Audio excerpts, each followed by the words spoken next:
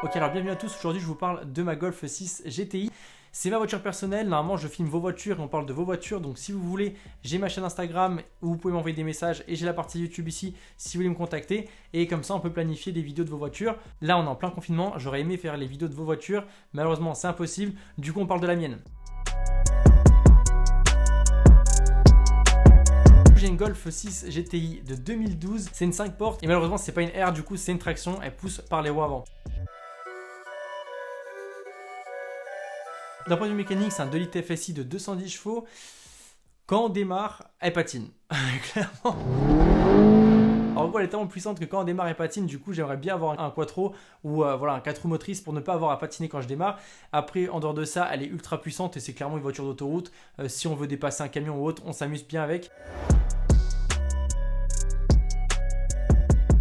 Alors je pensais faire un stage 2 sur la voiture, je sais pas si je vais le faire.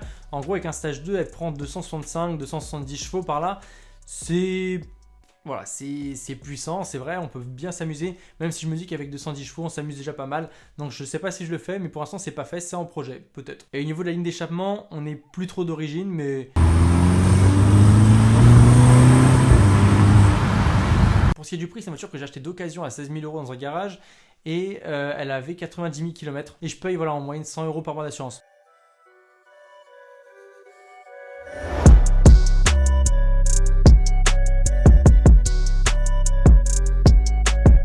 Alors les 5 choses que je devrais dire que j'aime dans ma voiture, c'est premièrement l'avant. L'avant il est super beau et surtout quand il est peint comme la mienne, c'est vraiment le truc que je voulais faire. Si j'achetais la Golf 6 GTI, il fallait peindre l'avant, donc là comme ça c'est fait et ça me fait kiffer. Le côté du volant il est assez cool, j'aime beaucoup avec les surpiqûres, avec le petit GTI en bas, je l'apprécie avec les commandes au volant et tout, franchement c'est un bon volant. Le moteur qui est malgré tout quand même assez économique, je tape dans le 7 litres au 100 en général. Voilà, quand je tape pas trop dedans et quand je roule assez tranquille, on est sur du 7 litres au 100 donc ça reste assez correct. Et si tu accélères un peu, tu montes dans du 10 litres au 100. Ce que j'aime aussi clairement, c'est la boîte de vitesse, donc c'est la DSG6. À ne pas confondre avec la DSG7 qui elle a quelques problèmes mécaniques, du coup moi c'est bien la DSG6. J'adore la sonorité de la voiture qui est clairement cool et la boîte DSG aussi qui fait ces bruits de retour d'essence qui sont aussi très très cool.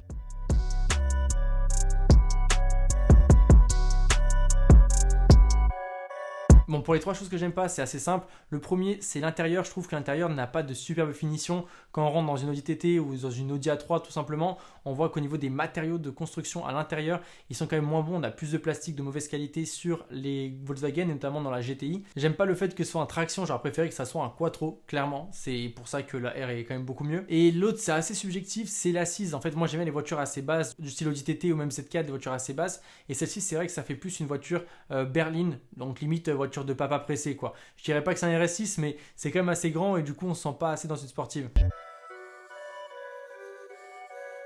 Et pour une prochaine je pense éventuellement à une TT ou à une Z4, je suis en pleine réflexion, peut-être une TTS vu que je voulais absolument un quattro et peut-être la Z4 parce que je trouve son design juste magnifique et là je sais que vous allez me parler de Villebrequin qui adore les Z4 aussi et je pense que c'est un de nos points communs.